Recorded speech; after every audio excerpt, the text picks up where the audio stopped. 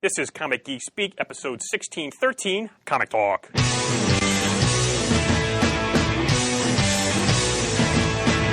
it on Wednesday, and you was talking about it, going to the volume up. These guys will talk about it, everything that geeks love. From capes to laser beams, opinions like the seasons, and everything you read. And comics, movies, games, toys, artists, Comic Geek Speak, Comic Geek Speak, Comic Geek Speak, Comic Geek Speak, Comic Geek. Uniting the world's mightiest heroes, this is... I'm Brian Chrisman. I'm Adam Murdo. I'm Chris Eberly. And I'm Bryan Deemer. And welcome to the show. It's been a little while since we've been in the studio. What, 3 weeks maybe? I don't know. I can't. Something like that. But we had a few shows in the can, so now we're back and talking about many topics. Murd and I came back from Heroes Con. At this point, it's already been a week. Mm-hmm. Talk about that. Other stories. We have Mr. Bryan Deemer joining us. A long time, Mr. Deemer. How you doing? I'm very well. How are you? Oh, I'm quite The well. The founder has returned! Oh, my goodness. Pants, would you pull his mic down a little bit? Well, if I do, then I pull yours down as well. That's the problem. I thought you told him to turn off my mic. Well, Murd can log him off if he wants to. I could. I could do that. That would be Murd's power in this episode. I do not desire to do so. He does not desire to do so.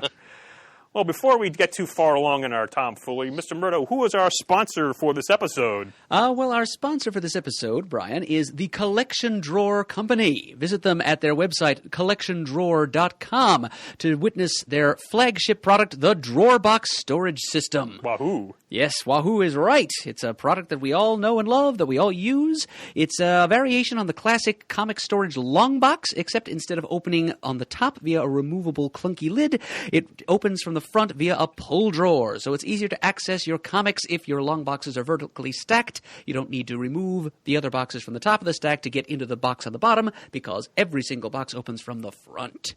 And they're more than just drawer boxes at collectiondrawer.com. You can also check out their selection of accessories, including the box locks box anchors and the box sort upright dividers, which prevent contents from falling over, stop spine cracking, and create sections for different titles. Very convenient. And you can also find variations on the drawer box in different shapes and sizes for storing different media, such as magazines, LP records, action figures, sewing supplies, all kinds of stuff. So be sure to check out collectiondrawer.com, where details are not details, they make the product. Yeah, let me just mention in a little slightly further detail. So the divider system they have is actually pretty cool, because we all know we can get those little plastic things, those plastic dividers, or everyone's like taking a cereal box and cut out a little tab, like to make our own dividers. And that works fine. But these dividers that they have actually lock into the sides of the boxes so they don't fall over. So you can divide a box into sections that won't move around, right? So if that suits your personal, sorting algorithm or whatever, that you can then do that, which is pretty cool.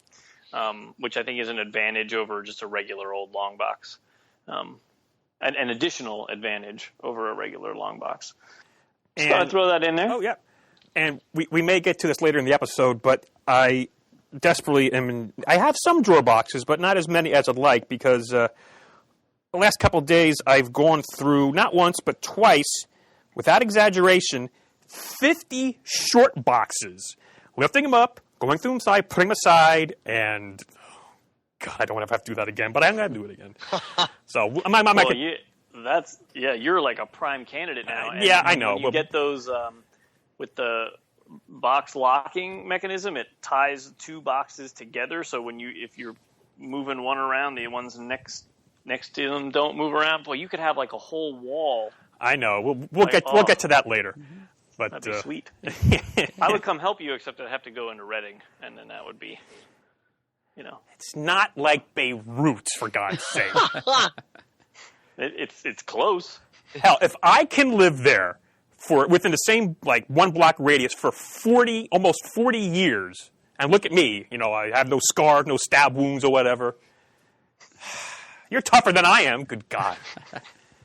Anyway. All right, before we get too crazy here. You know Kung Fu. That's right. I know Kung Fu. Well, where should we start here? I want to start. Okay, there we go. So yesterday, I got to see Kyle Scroggins. I saw that, yes. Yeah, he had like a whirlwind trip to Philly for something this weekend, and he had a little time to kill. So he spent early in the afternoon yesterday hanging out with Peter, and then he came out to our place and hung out with us and, the girls, and we went and got Rita's, and we went to the comic shop, and, we just talked a lot, and he and his brother have always been incredibly nice. They came to all the super shows, and, they're super friendly guys, and he reached out and wanted to say hello when he was here, and I thought that was really cool. And he's from Texas, correct? He's from Texas. And you know what's really crazy is exactly 1 year ago yesterday, because we hung out yesterday. Exactly 1 year ago yesterday, I was in Texas for work, and I hung out with Brad Milo. That's right. I remember that. So, apparently June 26th is now the day of Texas for CGS. I don't know. But that was pretty cool. Oh, and another cool thing. So last night was the Game of Thrones finale. I'm not going to talk about anything on the show. Thank you. But as everybody knows, Charlito is in a nerd rock band, H2 Awesome. Yes. Oh, yes. And his brother, Jeff, is also in H2 Awesome. And they're awesome. Jeff's girlfriend is in another nerd rock band called Daenerys and the Targaryens. That's right. Okay, and I think Jeff is also in that too. I think he plays. And this season, I think every Sunday, if not every Sunday, most Sundays, their band played at a bar where they have a viewing party for Game of Thrones. And this Sunday, when they were playing, Peter Dinklage showed up. And got on stage with them. Holy crap! And that's crazy cool.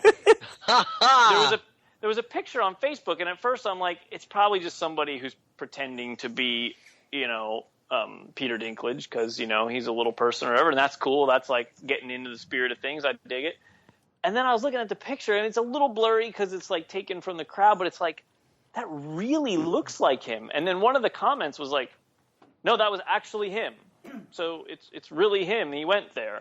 So now, unless the commenter is lying and it was just someone, cosplaying him or whatever, I don't know, right? But it appears that it was actually him. So that's a really cool thing for them, because they're just playing at like a local bar in Denver. It's not like a crazy big venue or anything, right? So, Brian, did he sing with them? I don't know. I mean, he was up there holding a microphone in the picture, so I don't know if he was singing or if he just was talking or what was happening. Who knows? That's fantastic. Yeah, it's very, very cool. Does H2 Awesome have additional, because I've lost track, do they have additional material available on iTunes or new albums or anything like that? Or I don't think they've released like another album. I think they've had a couple songs pop up over the couple years. But, to be honest with you, I'm not entirely sure that my catalog is fully up to date, which is sad. Like, I should make sure of that, because they're fantastic. Oh, absolutely. I always treasure memories of the time they played at the bar at one of the super shows, and I think, didn't they throw us all out or was ended early? Well, they made us shut off the sound system after they were done, yeah. Yeah, I was very disappointed this past year at New York. They were supposed to play because they do that Rock Comic Con every year. And then New York ended up scheduling them for Sunday night, which is lame, like everyone's going home. And then the person who was like in charge of it totally dropped the ball, and then there was no concert at all. Oh. So then Charlie and Jeff and they didn't come out for the con because like they found out sort of at the last minute that wasn't going to happen. And it was like, oh, that's one of the highlights of New York Comic Con. And then there was no Rock Comic Con. So this year I didn't get to see him play, which sucks. Was Kirby Crackle supposed to be there as well? I don't know. I'm not sure what the full lineup was supposed to be. Okay, because they're still active too, aren't they? Yeah, absolutely. Oh, excellent. Well, let's see if I can segue from H2 Awesome into H2O, because there's a couple of water stories I want to hear about. First, since you're here, Murd, I want to hear about your water story. What happened with your box of comics. I heard you said that because you had some storms recently. Yeah, down in Cape May County in the far southern terminus of New Jersey. Last week we did have some storm activity, some hurricane force winds actually, briefly, like 80 miles per hour. Yeah, the Wildwood Public Works building had its sheet metal roof blown right off. Yikes. Yeah, we didn't suffer any serious damage around our neck of the woods, but I did happen to leave my bedroom window open. My father was zombified. It's... I mean, you've noticed my my habit to occasionally prescind from my surroundings and be oblivious to things going on around me. Yeah, we all suffer from that from time to time. Perhaps me a little more than my fair share. And I think I may get that from my father, because he was so engrossed in painting the dining room, he didn't think to go around closing windows, including the one in my bedroom. And my entire... Well, my DCBS shipment for the month of May was sitting there in a box at the foot of my bed. And fortunately, not all of them were ruined. Only about 5 comics, I think. Like the one that was on the top of the stack was Cinema Purgatorio #1 from Avatar with some Alan Moore work in it. A few other things got totally drenched, like the latest issue of Afterlife with Archie. Ugh. Most of the things in there had a little bit of water damage on them, but are still readable. And I'm just stubborn enough that even the ones that are totally ruined, I'm going to keep. Okay. But I've got with me some Mylars, though. So I'm going to just sort of seal them off so that whatever mold spores have developed in there aren't going to spread to the rest of the collection. Okay. Well, Murd, after I saw the condition of that Fantastic 453 you brought to the Black Panther spotlight, I have no doubt you can somehow salvage even waterlogged comics. So, thank you, Chris, for having faith in my low standards. And, of course, Brian, we all know a little bit about your recent water troubles at home. Ugh. I'm sorry, is this throw something back? Real briefly, right? We went over. I had the day off of work, and there was some award ceremony at the elementary school across the street. Clara was going to get a couple acknowledgments for some things, and so we're like, okay, we'll go to this thing. And it was 2 hours long, and you sit there. It was like terribly boring. You wait, and just so that your kid can stand up and everybody claps, and then you're like, okay, that's done. Anyway, we come back home. For those two. Yeah, we come back home, and it's like 11 o'clock in the morning or something, and I'm walking up the driveway, and I see water coming out of the side of the house above the front door. And at first I was so confused, like it took my brain like 3 or 4 seconds to process it. Like at first I thought it was amusing, right? And then it dawned on me, like, wait, it's not raining out. What is happening? And then, we had our windows open because it was like a nice warm day, and I could hear water splashing. So we ran in, and it's just water is just pouring out of the dining room and living room ceilings, like running through the ceiling fan, running right down on the dining room table, right onto my brand new laptop, just, and so the toilet, just the float that normally comes up in the tank and shuts the water off after you flush, it didn't shut it off. And the overflow valve, I guess, was the water wasn't going down the overflow fast enough, and it just poured out of the top of the tank for 2 hours while we were gone. And so water went from the second story through the first story down into the basement. And we had water everywhere, and it kept dripping out of the ceiling for hours after we shut the water off and everything. And it was a huge mess. And so it ruined, a bunch of the stuff that I just got done doing in the house. So, yeah, and so then we had the giant machines drying things out and making a horrible noise and making the house like 1,000 degrees for, a week and a half. It was really, really great. Yeah. So now I'm awaiting, what the next insurance steps are for contractors to come and redo all of the stuff that I had already done, Is insurance covering most of it? I have a $1,700 deductible, and then it should cover everything else. So, all right.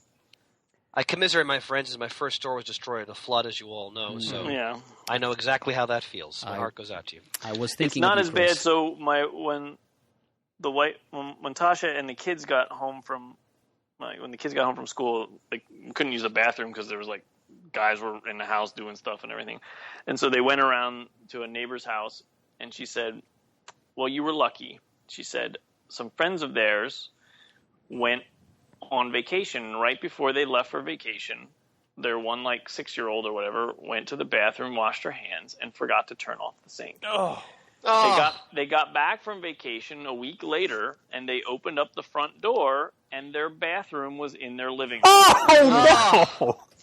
Oh, my God. So I guess our 2 hours of water was nothing compared to having the entire second floor come crumbling into your first floor. Holy moly. Jesus. So All I right. did not, however, lose any comics in that disaster. But I would have gladly lost a few comics instead of my laptop. Well, sure. And it put the kibosh on our annual CGS Wild Pig meetup down at your place. So I know. Terrible. We the- planned that 3 months in I advance know. so that everybody could come, and then the freaking water dumps in my house. And, There'll be other opportunities for fellowship, somehow I blame Chris. I don't know. as you should.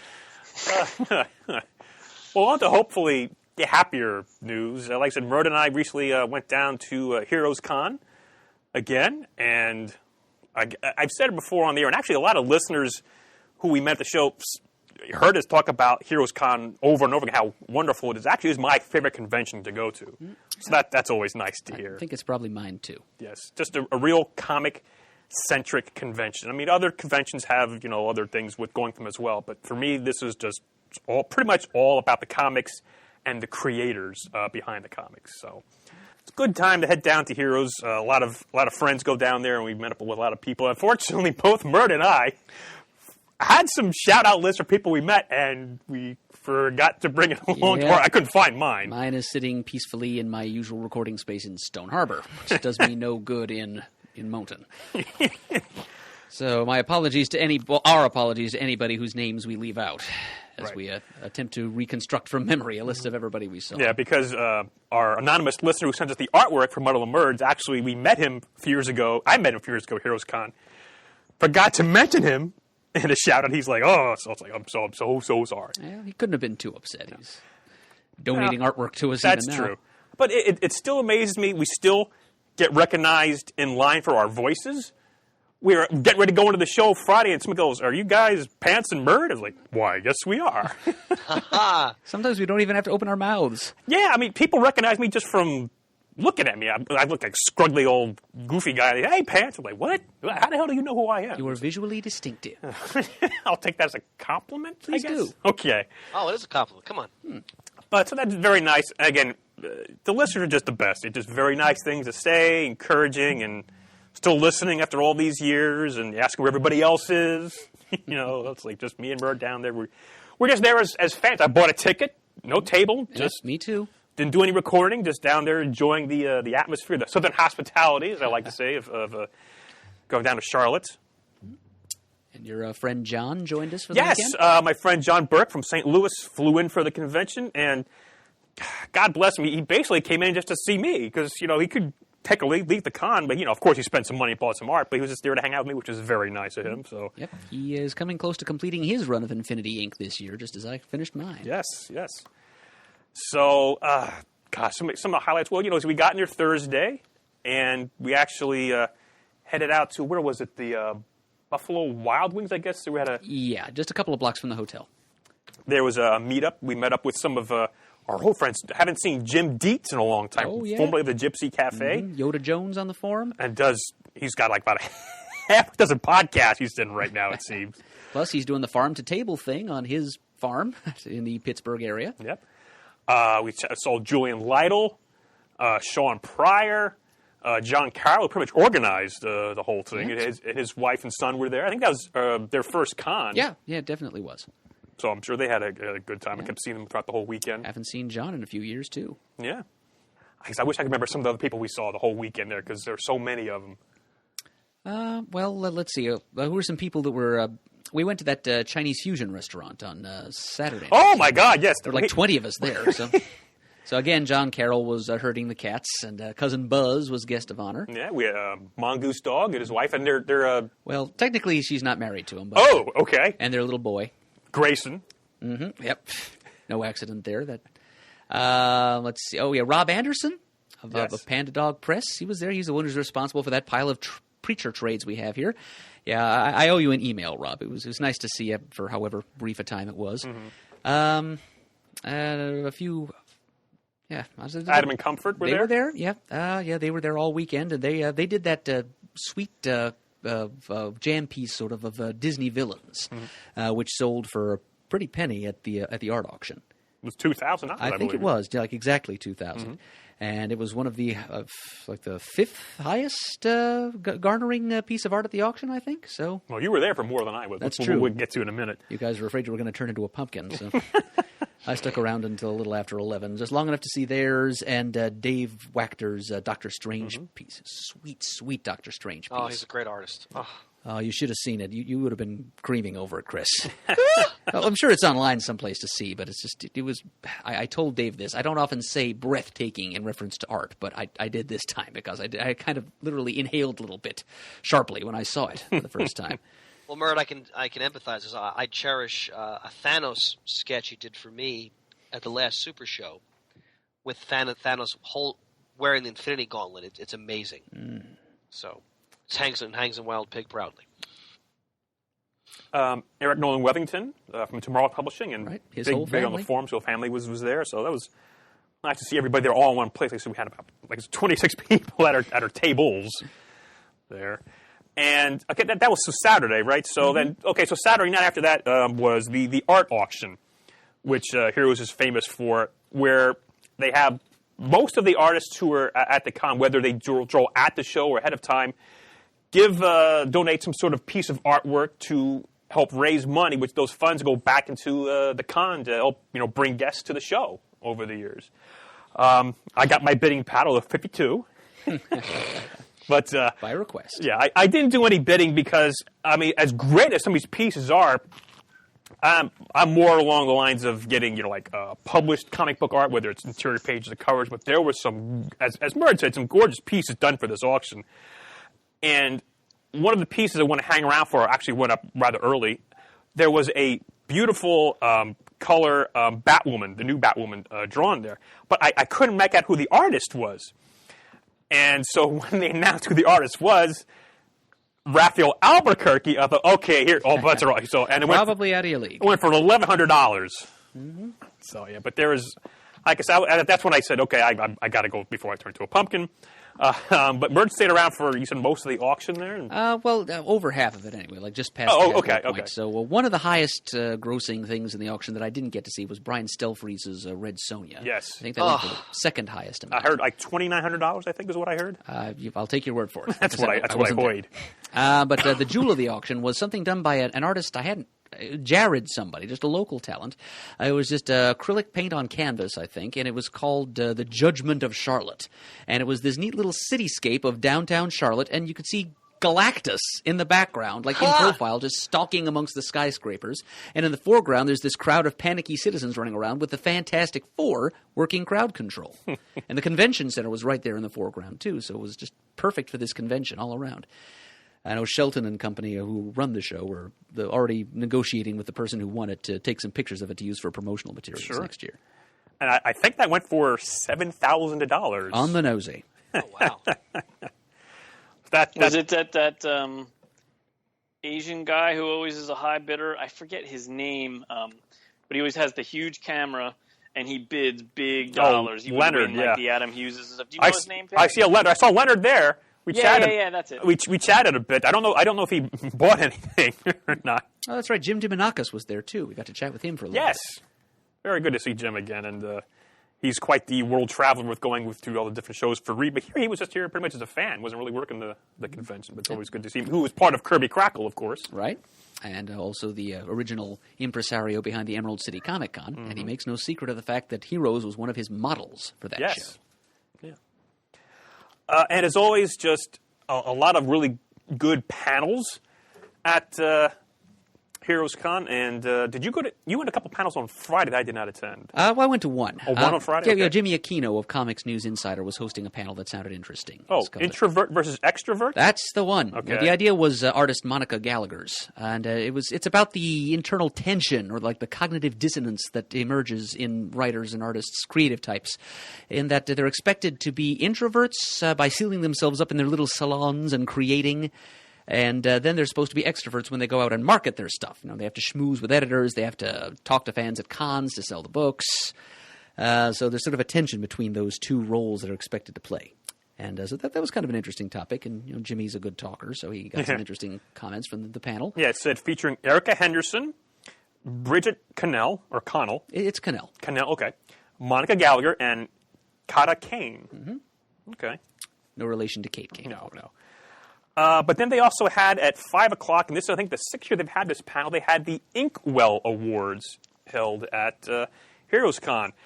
Just awards, you know, for inkers, because actually inkers aren't up for Eisner Awards last couple of years. Get out. No, There's no well, category for inkers? No, there's no category for inkers at the Eisner Awards. Jeez. And we're on the How brink of... do they even call themselves the Eisner Awards, and they're not even like appreciating a huge part of the comic industry? That's whack. So I'm fascinated by art to begin with, and I know very little about inking. So actually, I think we went to this panel last year, did we not? Well, of course we did. And when it went to do it again, it's Bob Almond. Chris is like the the head guy for the Inkwell Awards. He is the host, the MC. Host with the Well, most. I cherish numerous pages of art, some of which I bought from him directly from when he worked with Valuta on Priest's Black Panther series. He's an outstanding inker. Mm-hmm. Oh.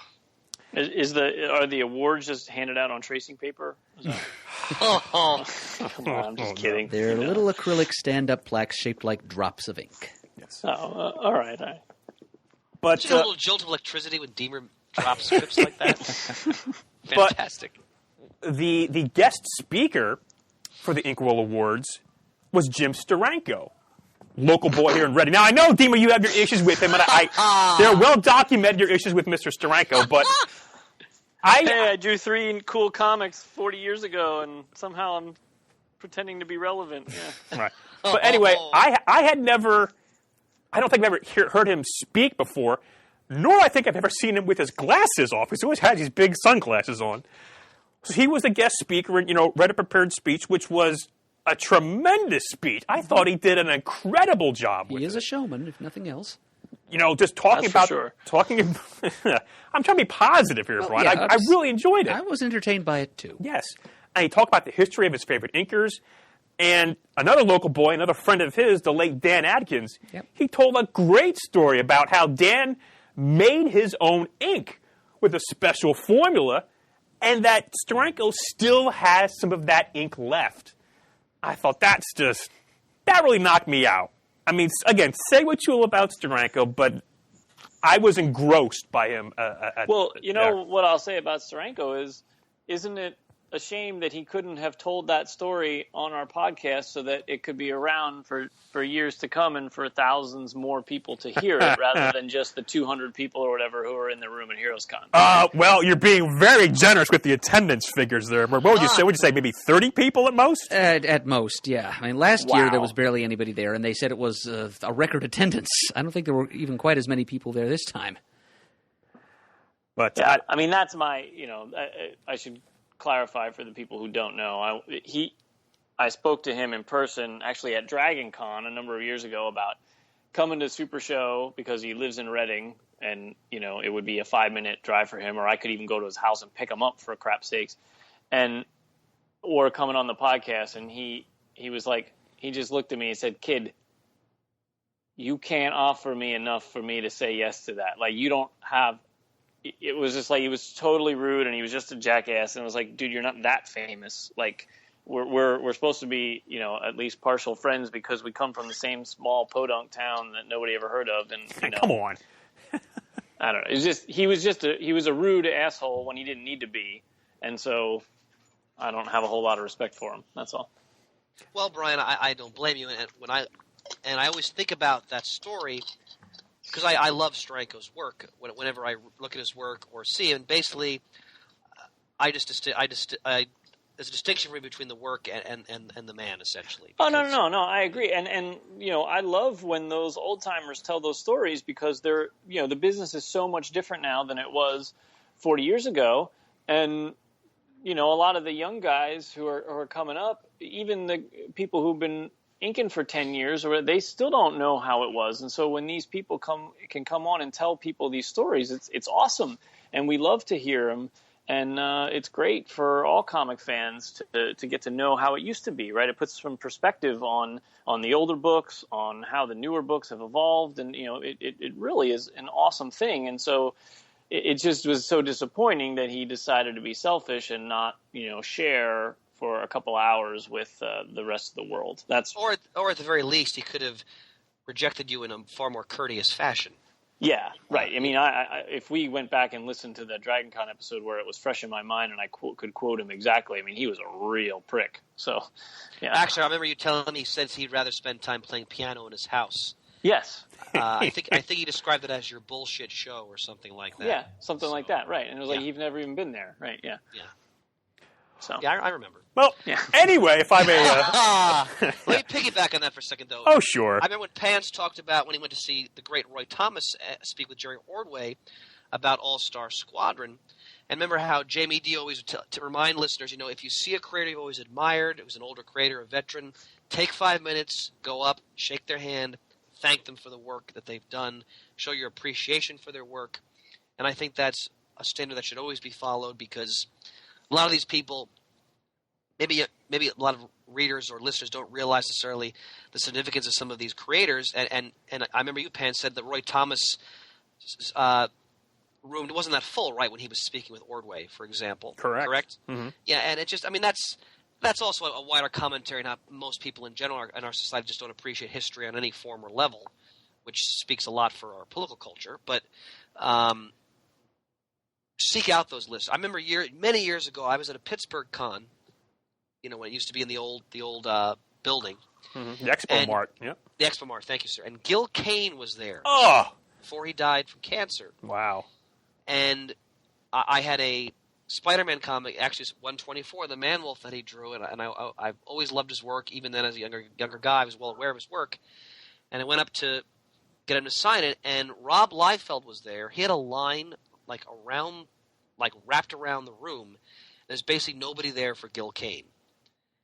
And from where I'm standing, that's just shameful, because you can make all kinds of comments about what that means, but for me, just these masters deserve to be acknowledged any which way they can. So, not to mention, I think Gil Kane is a hell of a lot better artist than Rob Liefeld, but that's a whole other discussion. But I know Mr. Deemer shares my sentiments there. So, well, please. Liefeld has the time and the place. That was contextual. Right. No, I'm very serious. Right. No, I understand what you're saying. Raw talent. Gil Kane destroys Rob Liefeld, and I bet Rob Liefeld would even agree to that. Right. I don't think that he's so full of himself that he doesn't know who the serious talent is. But at the time, Liefeld was incredible because he was so totally different, and it was new and fresh and exciting. And whether or not it was good, that didn't matter. It was different. Right. Understood. Yeah.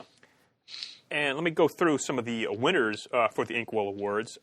Favorite inker was Joe Prado for Batman 66 Lost Episode and Cyborg.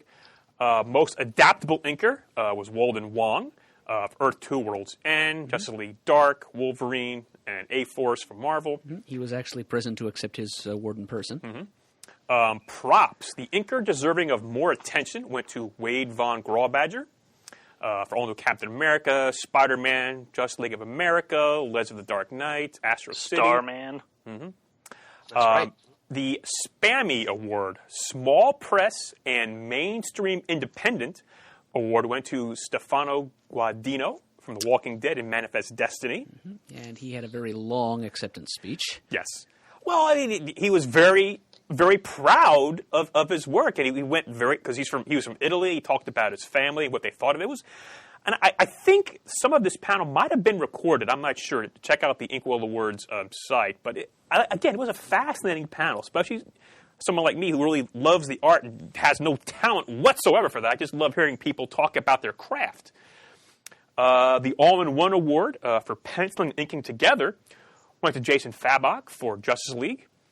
The Special Recognition Award went to Vince Coletta.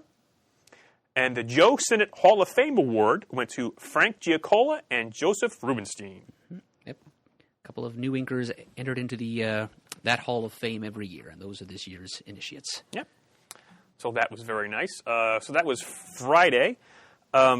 Saturday, speaking of Roy Thomas, they had an 11 a.m. panel Saturday, Doctor Strange Through the Decades. With Roy Thomas, Frank Brunner, Jeff Isherwood, and Richard Case. Fantastic. Well, now, unfortunately, Chris, the panel was not that good. At least I don't think it was all that good. Now, granted, I was out late before, so at 11 a.m. I was kind of nodding in and out.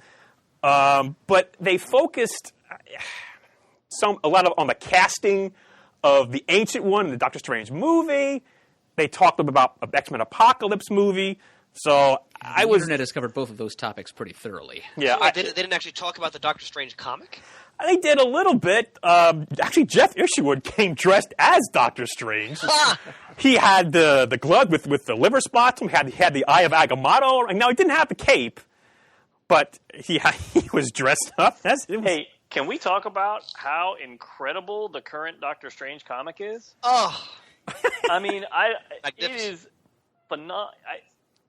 Chris, is there a better book that Marvel's publishing right now than Doctor Strange? Vision. Vision is right up there. Vision. Well, I haven't read it, so I can't comment. But I know Doctor Strange. Brian definitely is one of Marvel's top titles right now. Chris Pacello was like born to draw that book, right? Yeah. And Jason Aaron is just slaying it with it. It's so good. I think Aaron is one of the top writers in comics right now, and his the diversity of his range. I mean, he's going from Star Wars, for example, to Southern Bastards to that. I mean, he's a guy who can just seems to be able to tackle any genre. But Brian, I couldn't agree with you more. This Doctor Strange is so gripping, and the stakes of the story are so high in terms of what he's dealing with in this particular plot line. The potentially the end of magic in the Marvel universe. So it's tremendous. I couldn't agree more. Yeah, I encourage everyone to go read it. So yeah, I'm sorry I couldn't give you too much more details on the panel. I do remember Roy Thomas was, active talking about some things, but again, I was just tired from the night before and getting up 11 a.m. So I wasn't that great. I mean, it might have been a great panel. I just was nodding in and out, so that's sorry about that. So I actually went back to the room afterwards to take a nap because I wanted to be fresh because there was a 2 o'clock panel I went to Saturday called Romance Comics, A Celebration. This is an area of comicdom I know very little about, but there's just it was so prevalent in the 50s, 60s, and 70s. And it was a pretty good list of people on the panel. Of course, Craig Yo. Works for IDW. He has his own Yo Books imprint. They print that Weird Love anthology, reprinting very strange romance comics. Michelle Nolan was on the panel. Now, Michelle Nolan, I had no idea who she was. I recognized her from being at the con and seeing her around. But she's been around for quite some time. She's a comic historian. She's written a book on the topic. She's a journalist. She's got, for like 50 years, written more than 1,000 articles on comics, pulp things.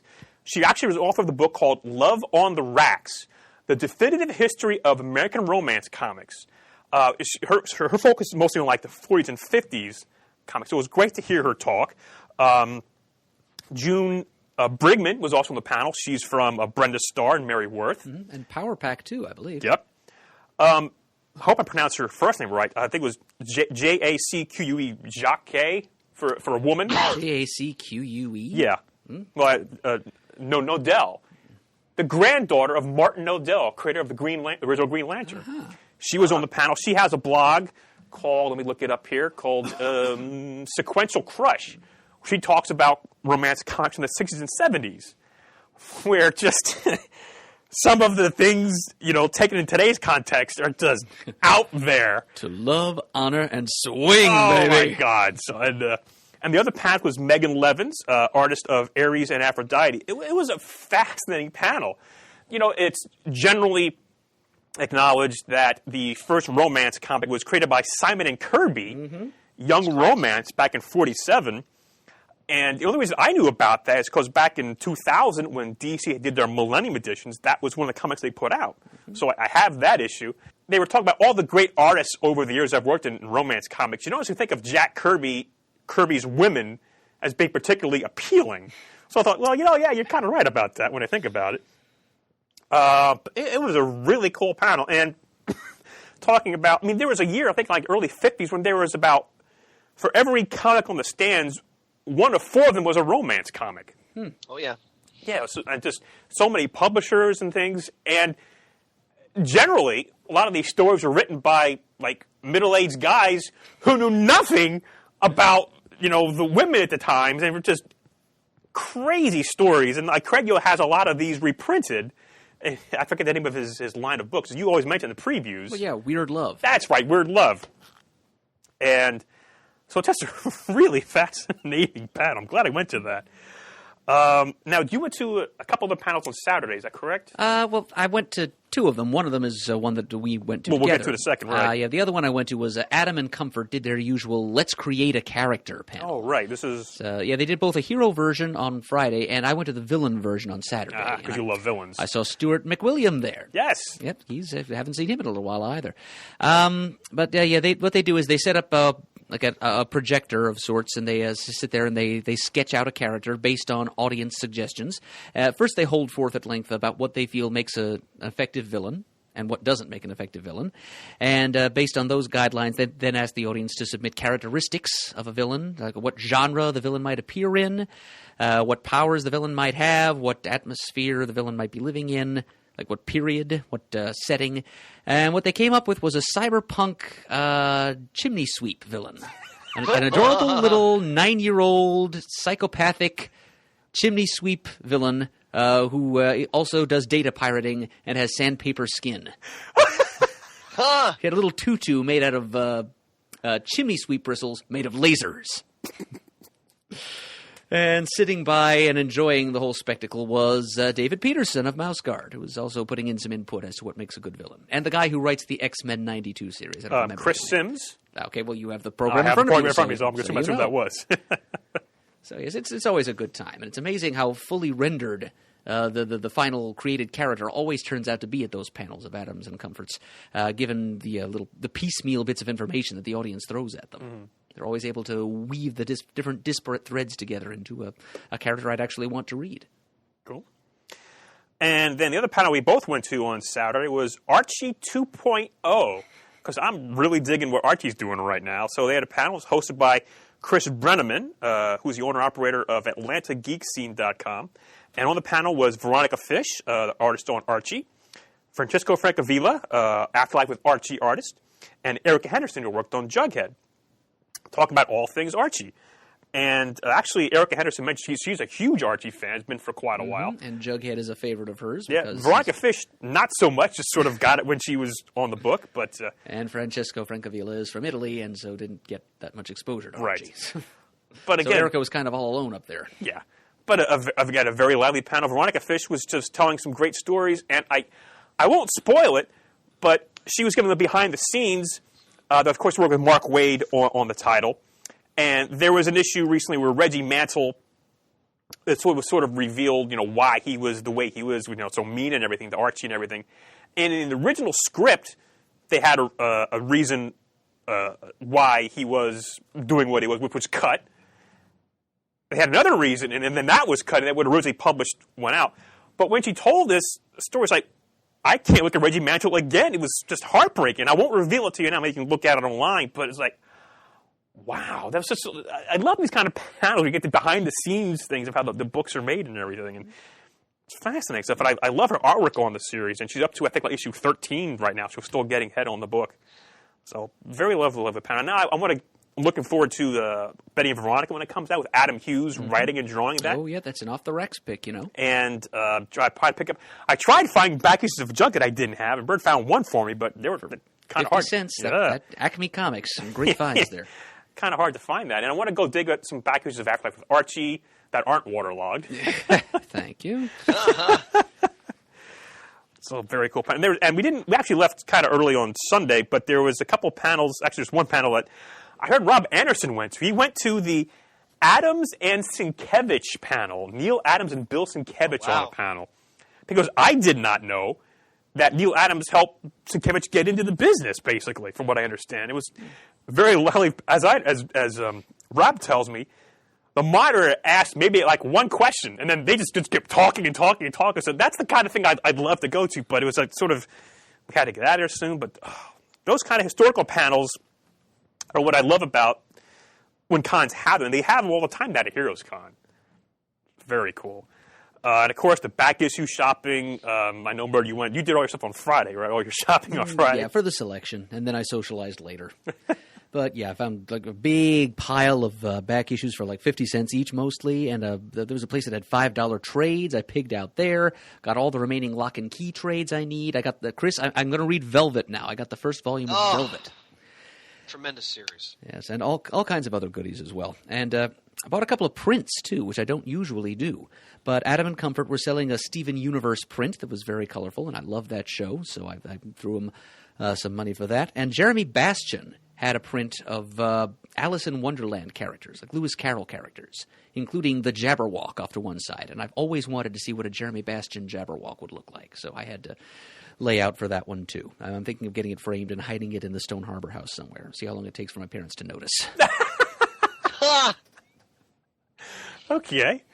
I bought a bunch of back issues as well. I went through the 50 cent bins and got a couple of recent Thors. But I picked up probably close to almost like a dozen or so Lois Lane issues that I didn't have. It's really good deals on that. So that's a title that, again, talk about the romance comics. They're just silly fun. And I just dig the covers themselves and the content and the stories. And I love getting, stuff like that cheap down at the Heroes Con whenever I can find them.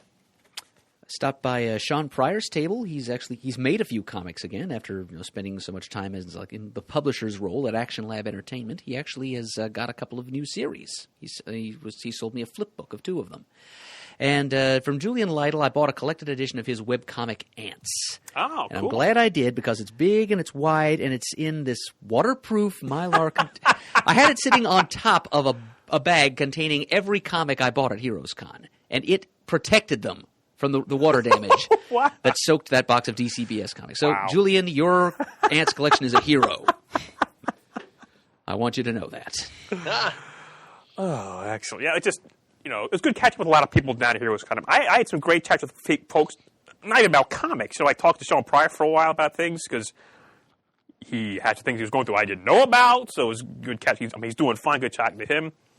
I was talking to Shelley Drum, who's the daughter of Shelton Drum, who I've known for years at the con. And actually, reason why I know her well is because she's friends with, and actually used to be roommates of, the female Pants down at Heroes Con. Lady Pants. That's right. Who is still very active down there. She's the voice you heard on the PA most often. Yeah, she works with the kids with the drawing, the quick draws down there. I think she called herself Fancy Pants this time. Yeah, she's calling herself Fancy Pants. But it's good catching up with Shelley and talk to ran into Tiziano down there. Tiziano. Hey, Tiz. He was helping out at Steve Epting's table. And Tiz is no longer with Fan Expo. He's sort of doing his own thing. He's going to be... So he knows so many artists from going to this con. Like I say, he was helping out Steve Epting. He's going to be helping out Sienkiewicz at San Diego. Always good talking to Tiz. But when you talk to Tiz in any kind of detail, you got to follow him outside because he's still smoking. So it's like... So we had 2 cigarettes while we were chatting. But it's like, okay, I got to talk to him, but you shouldn't be smoking. So anyway...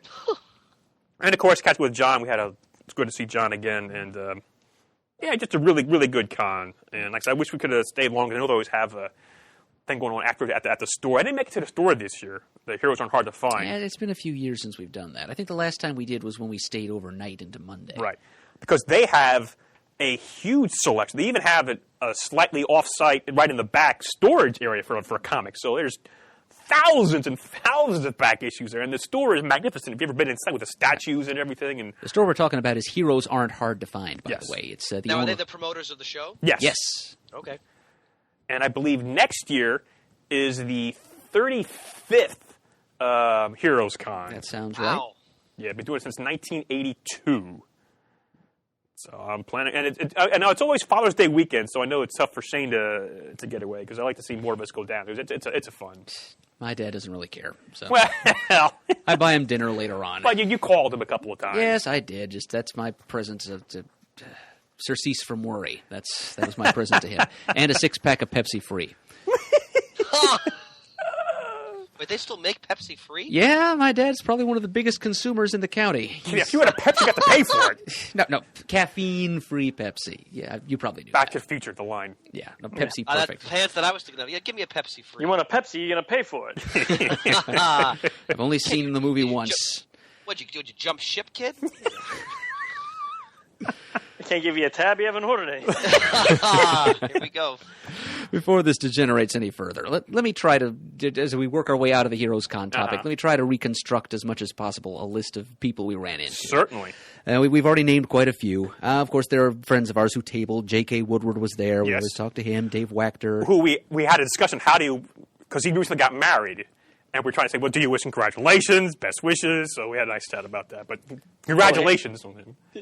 Real quick, speaking of Dave's marriage, I didn't know like which day his wedding was going to be. I had no idea, and I was looking through previews and I saw his work on Teenage Mutant Ninja Turtles. So I was like, you know what? I got to text him how like proud and excited I am for him to be doing full issues of Ninja Turtles, like because he's so good at drawing the turtles. Mm-hmm. So I texted him. And, like, it was like, I don't know, 9 o'clock in the morning. I thought he was probably sleeping. And, a couple hours went by. I'm like, geez, he didn't even text back or anything. That's weird. And then, like, later that day on Facebook, I'm like, oh, Dave got married today. I'm like, yeah, I guess that's why he didn't text back. It was like 4 days later, and he finally texted. I'm like, that's appropriate, right? You have other stuff on your mind. I had no idea. Yeah. Oh, you're going through the list of who we... Oh, yeah, right. Okay, let's see. Craig Young, Jeremy Whitley, David Peterson, of course, Jeremy Bastian, Rafer Roberts. Freddie and Kiki Williams. Oh, yeah. And I saw Jay, the man responsible for Farland the Goblin, which is a series that Jamie and I both enjoyed. He had a very successful Kickstarter recently, and I congratulated him on that. Think if you can of other people who we ran into Bill Jourdain, late of the Golden Age of Comics podcast. Right. He and his son were helping out one of his friends at a dealer table. Mm-hmm. We saw Eric Isaacson in from Ohio of the Longbox Review. Yes. Let's see. I ran into you said, did you say Idaho? Yeah. Oh, okay. I thought you said Ohio for a minute. No, he is from Idaho, yes. Gotcha. And I ran into a gent from Indiana named Brent Comer, I think it was, ran at a $3 bin. So he said we kept him company on the drive-in. Let's see. We met, of course, I mentioned Rod Hendrick, who I know from North Carolina. I roomed with him at Gallifrey 1. But another guy he knows at local comic shop listens to our show. His name is not Josh, as you call him twice. It's Ryan. Ryan, right. He was at the Inkwell Awards behind us. That's correct. Dressed as a Jedi, I believe. So I am sorry, Ryan. You called him Josh twice. I'm like, wait a minute. Like in succession. That's unusual for me. As a matter of fact, the young lady sitting in front of me also recognized me as a Comic Geek Speak host. So we had your shirt on, didn't you? Well, no, not that Saturday. Day. I think I had my Black Knight from Monty Python and the Holy Grail shirt on. So, young lady with the twin buns in the back of your head, I'm sorry I didn't get a chance to turn around and say something to you, too, if you happen to be listening. And we actually run into someone named Josh who we talked to. Yes, at the Ale House Tavern, and when we saw him at the show later on. So we saw Josh. We saw Dave Kilmarock from Dave Talks Comics. Jeremy and his family. Yep, I see him every year down wife there. and daughters, building his Claremont and Byrne X-Men run, a couple issues at a time. Chris Campbell. Yeah, there was a whole bunch of 11 o'clock comics fans there. We didn't get to see Chris Myers. Apparently he was there. Mike Myers. Mike, that's right. And Daryl Taylor was there. I did see Daryl. And Jeff, a.k.a. Bean, whom we saw at C2E2 a few years ago. Yes. He was distributing an Ashcan comic about G.I. Joe Action Force meets the GoBots, I think. Interesting concept. He's got a cool MODOK tattoo. And it was in the same place it was the last time I saw it. Okay. Well, wonders never cease. Wow. All right. Kirk Jones, Matt Greer. Matt took a picture with me, actually. I saw that. And he lamented that what did he say? I was avoiding him? Was that what he said? There's something along those lines? You're being elusive. I'm being elusive. Now, Murd, if you would text me these kind of things, you had a phone with you. I might as well send you a telepathic signal. But, I mean, you were looking on Facebook at the show? You were making phone calls? I have never sent nor received a text message in my life, and I plan to keep my record clean. You could have called me? I hate it when people who actually... I could have called you. Maybe I should... Well, if he'd been a little more insistent about wanting to meet you, I would have. Okay. But I think he just took it on faith that he would hunt you down. Okay, I mean, it's very rare to see me. You know, usually like, oh, there he is. Let's get away from him. But you know, I feel bad if someone actually wants to meet me and I'm not there for him. But anyway, who else are we missing here? Oh, I was going to see Lee Weeks there. Oh yeah, He didn't do a magic trick for me. He was just use a trick for me in the past. Didn't see him at his table. I was just I passed him in an aisle once, and we exchanged a quick hello. That was my Lee Weeks experience for the con. And he recognized you? Yeah, he did. Excellent. Oh, we ran into Mike Off-White. All right, Officer White. Officer White. Oh, God bless him. I love the man. Frankly, I want him to adopt me when he was going on his stories about his art and everything. Because I saw him before I went out Friday night. He was talking to Tiz. And while we're waiting to go out, he was just going. Thank God John was there, my friend, because he was just talking and talking. Like it seemed like 20 minutes nonstop. It was great conversation, but it's like, take a breath, Mike. Take a breath, Mike. But he's going on because he was a former cop, and he was talking about, he's writing comics and all those people he knows and everything, and his art collection because he has a couple of pages from Crisis. And I'm like, oh, will you adopt me and everything, man? Mike's a gregarious fellow. Oh, he's great. Well, yeah, that's right, because he's up in your neck of the woods, yeah. Bridgewater. I've known him for years. Yes. Gosh, who else are we missing here? I'm sorry. We wrote some names down. We forgot to bring along, so both forgot them. If we forgot to mention, that we saw you there, please forgive us. Don't hate us forever. If I may interject, gentlemen, I had a listener came to the shop last week. Oh, do tell. And wonderful fellow named Dave Branning. Dave, hello. He's from Hartford, Connecticut. And he was traveling back, I believe, from Rhode Island, perhaps? No, that doesn't make sense. I don't remember where he was coming from, but he was coming through New Jersey. And he'd actually come by the store the day before, but I was actually sick, and he was going to his destination. Then on his way home, he stopped in again. Luckily, I was there. And what a delightful fellow. He's been listening to the show since 2006, Pants. Wow. And he's stayed with the show ever since. Bill and I had a wonderful conversation just about, the state of comics and different titles we love and how we, what we're collecting and what we're reading and not reading, and just a great guy. I want to say he was a physics professor at a liberal arts college.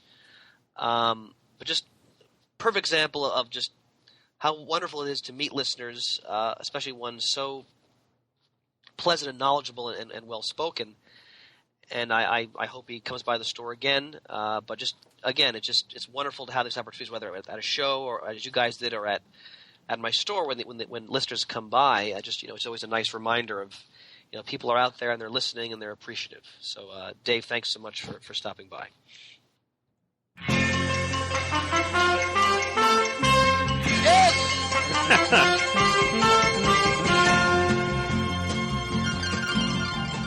Yes, time once again for our trivia contest, Muddle the Murd, where you can win prizes if you can muddle the Murd.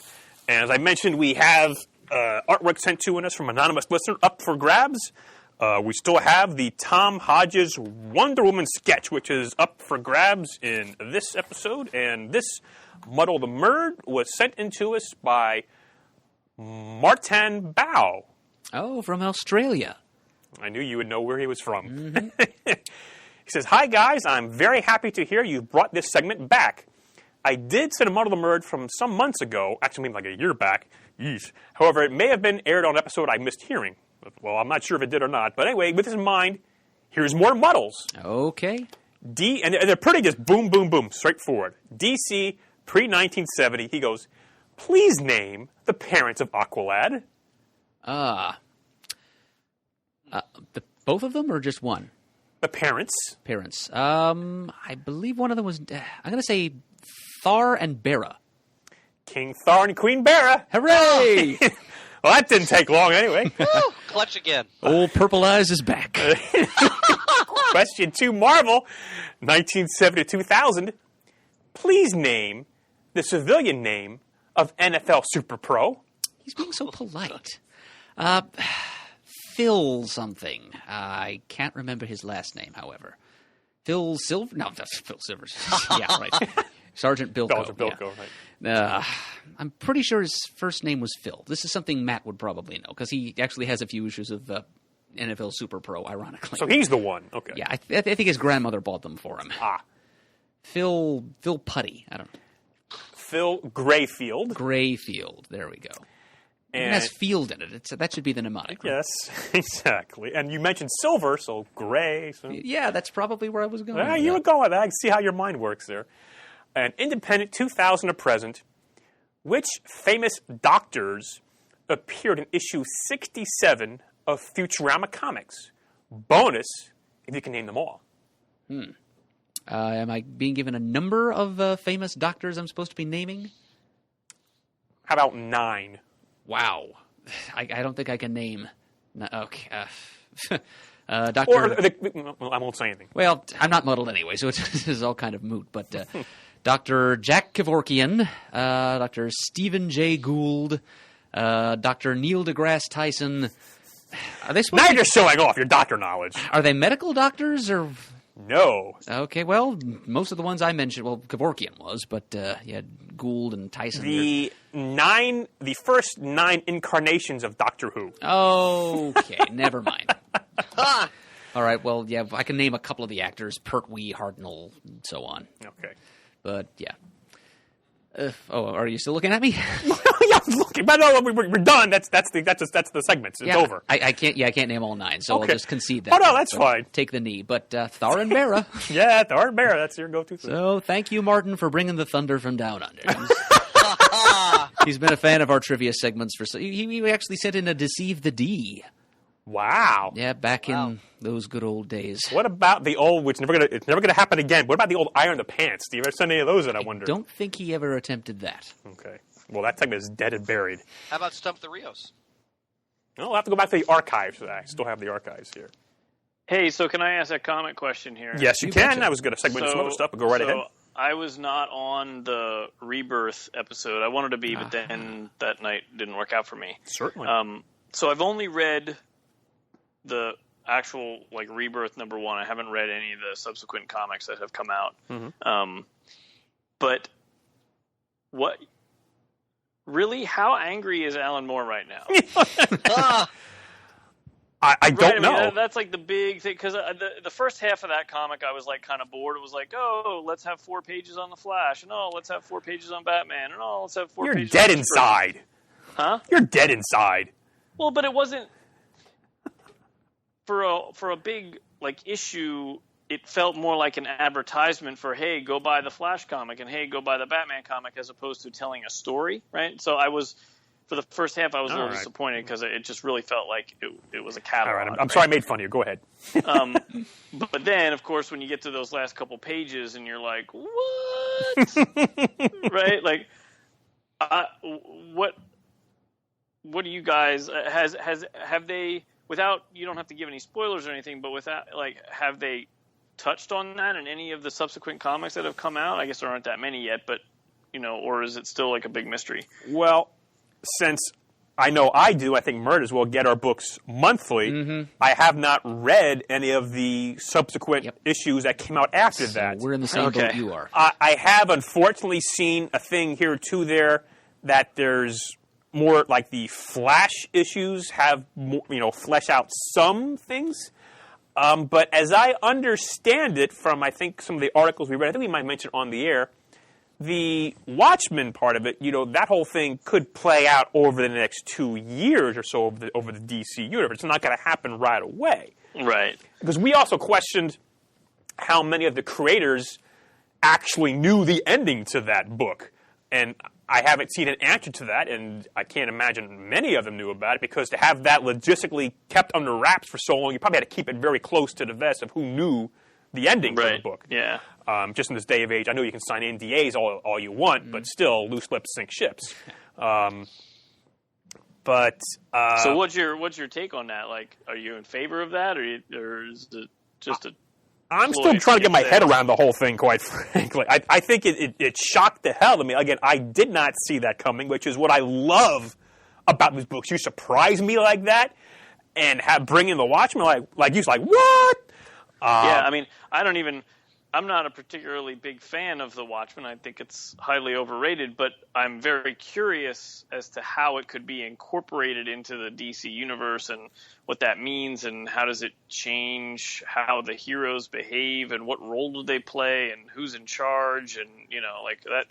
That's very interesting to me. Yeah, the whole thing about the 10 years missing has me just going, wow, this is really cool. So I'm looking forward to reading all the Rebirth issues, even the ones that are double shipping. But, with DC Best running initially a 60% off bundle, and then so far every time after half off bundles, it's like kind of hard to say no. I mean, at some point I will pick and choose, but I am looking forward to this. I'm looking forward to reading it on my own and staying off the goddamn internet and seeing things, possibly ruined for me. I'm just going to, sign up for Facebook altogether, quite frankly. You're here. Well, I'll go on to something else. I mentioned earlier before about the 50 short boxes. My brother came up over this past weekend to go through some things at my house of his and my mother's, and he wanted to get into my mother's room in the back in the closet where she had a lot of things. And over time, I had 50 short boxes in that part of the room, blocking the closet and some of her drawers, because otherwise there could be some structural questioning to the house, whether it could fall apart or whatever. So anyway, when I knew he was coming up over the last couple of weeks, whenever I go downstairs, I'd take a box and put it downstairs, and now have it lined up down there. What I should have done is gone through that box and put that box in alphabetical order, but was in the box in it, but hindsight's 20/20, I didn't do that. But I came across, and just going through my things, my trade, the first trade of Y the Last Man. Oh. Because when it first came out, I didn't know about it and didn't get the first issue, and when I went back to Golden Eagle, they couldn't order it for me. So at some point, I think at one of the Pittsburgh cons, I got the trade, and eventually there was like a double feature that reprinted issues 1 and 2. I got that, and I have like issues 3 on. So I read the trade, and it's like, okay, it's the summer. With many things, both TV, movies, and books, sometimes if I've read it before or watched it before, I will forget. I know the overall, but I forget a lot of the details on it, so it's like I'm almost reading it again for the first time. So it's like, okay, now I got to find my issues of Y the Last Man. Go downstairs, go through the boxes, find some. In the second to last box, I've gone through 49 boxes. I find like issues, 6 to 30. It's like, thank to God. And I put them all together. I can't find issues 59 and 60. It's like, so I went through the issues again. So I know they're in the house or somewhere. So anyway, I've read up to like issue 26 right now. And reading it again, this is what first brought me the awareness of Brian K. Vaughan as a writer. And holy cow, his pacing is spot on, both in issues and in the arcs. His metatextuality, if that's even a word. Yes, it is. There's one part in issue 11 where he gives, they're smoking cigarettes, and his lighter says, "Fuck communism." And which is from Preacher. And he says, I read it in a graphic novel somewhere. Like, okay, wow, there's that. Of course, the main character's name is Yorick. And there's a scene in a play where somebody quotes, "If there's one thing I hate, this is a character saying, if there's one thing I hate, it's crappy works of fiction that try to sound important by stealing names from the bard." So he's making fun of himself. Mm-hmm. Oh, I love for him. Love this.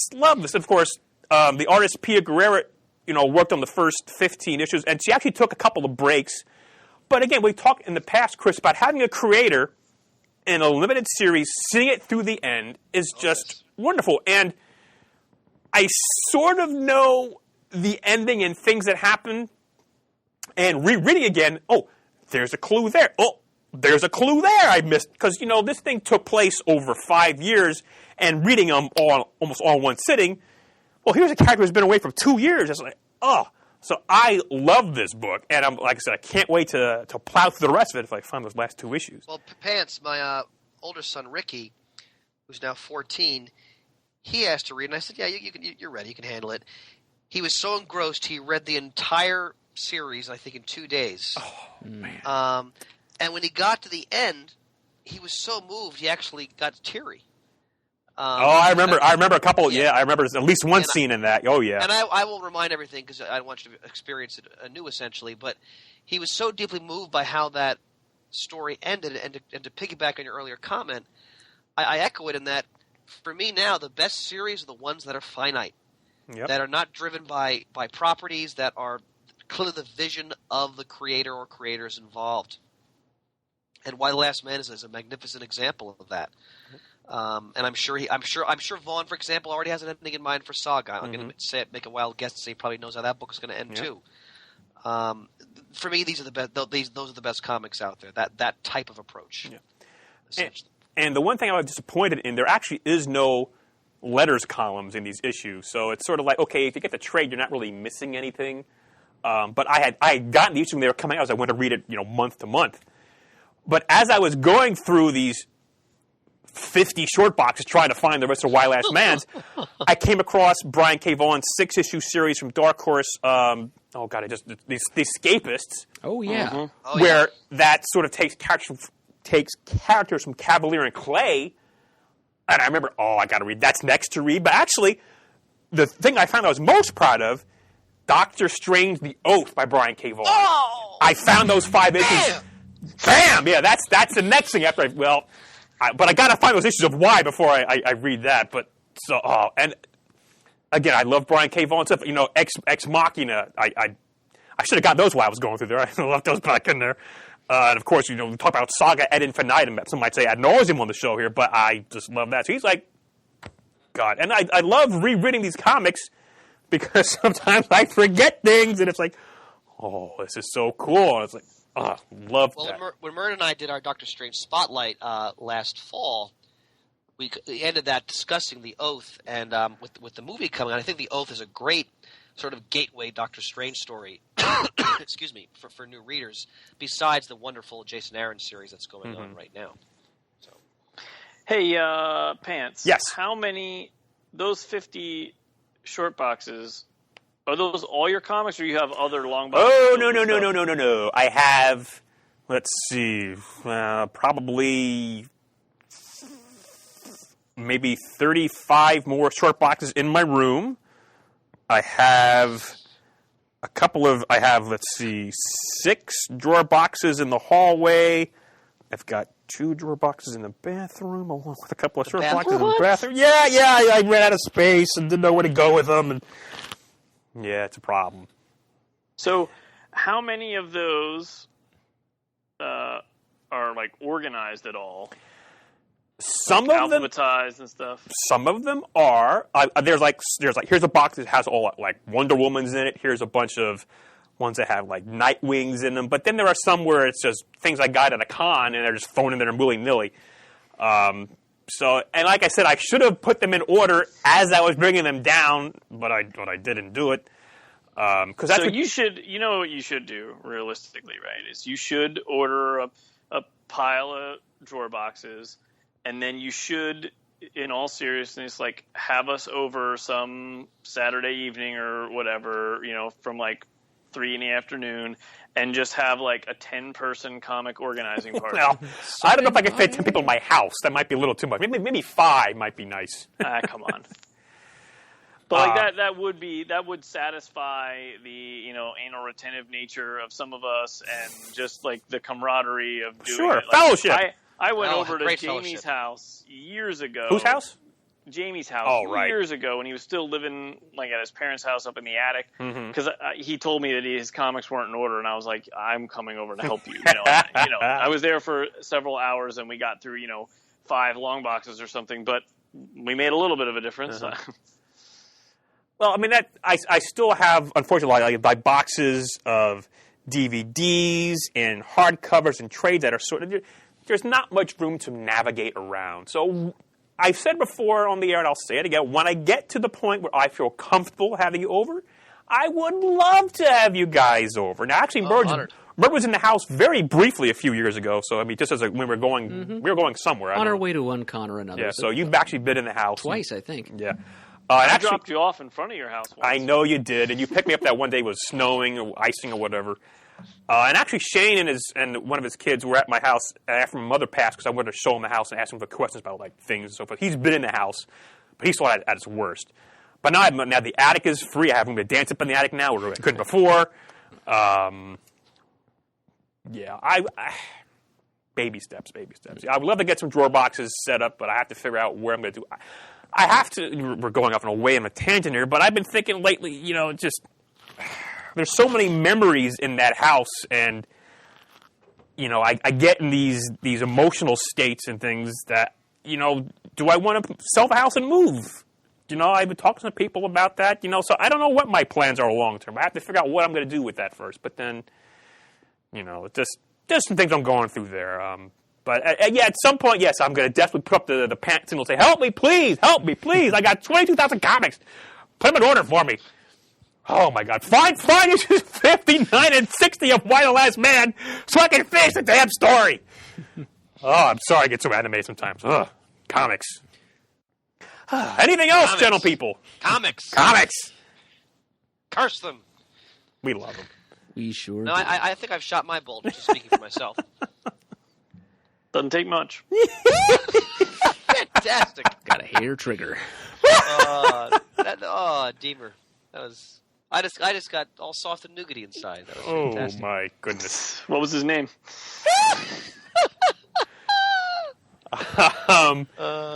Well, let's see. Well, Murd, this is a rare appearance for you up in the studio. When do you think you're going to pop up next? Oh, actually. A little over a week. Oh, from now. that's right. And I'll be there too. We got something on the burners for that. Another spotlight coming down the pike. Excellent. Stay tuned to find out what the topic is. That's correct. And anything else on the agenda before we adjourn? Not from my side of the room. Our founder, anything from you? No, I don't think so. All right. In that case, I guess we should We'll wrap it up then, yes. just remind people about this episode's sponsor, which is the Collection Drawer Company. Visit collectiondrawer.com. Learn all about the drawer box storage system and the accessories that go with it, the box locks, box anchors, and, of course, the box sort upright dividers, which keep your comics from sliding around inside of your drawer boxes and can create firm space within the drawers. If you want to leave us a voicemail, the number is 267-702-6642 to send us an email and to send in your Marvel Murds. You can send it to comicgeekspeak@gmail.com. You can follow us on Twitter, like us on Facebook, we're at Comic Geek Speak. You can join in the conversation at thecomicforums.vanillaforums.com. Talk back about this episode as well as many other topics. We want to thank everyone who contributed to the show. We really appreciate it. Could not do without you. And as always, we are uniting the world's mightiest heroes, one listener at a time. You got it on Wednesday, and you was talking about it, going to the volume up. These guys will talk about it, everything that geeks love. From cakes to laser beams, opinions like the seasons, and everything you read. And comics, movies, games, toys, artists, comic geek speak, comic geek speak, comic geek speak, comic geek speak, comic geek. Uniting the world's mightiest heroes. This is Comic Geek Speak. All right, here's a pants postscript to this episode. I did manage to find my copies of issues 59 and 60 of Why the Last Man. So, and actually, I have just finished reading the entire series. Had a little binge reading, if you will, and yet there were still a lot of things I had forgotten about this series, and when I got to them, it just knocked me out. These last 5 issues from 56 on, just one emotional gut punch after the other. But this was one of the most satisfying books I have read in a long time. I was very happy to revisit it. It's hard to say anything is perfect, but I think Why the Last Man is one of the most perfect stories I have read from beginning to end.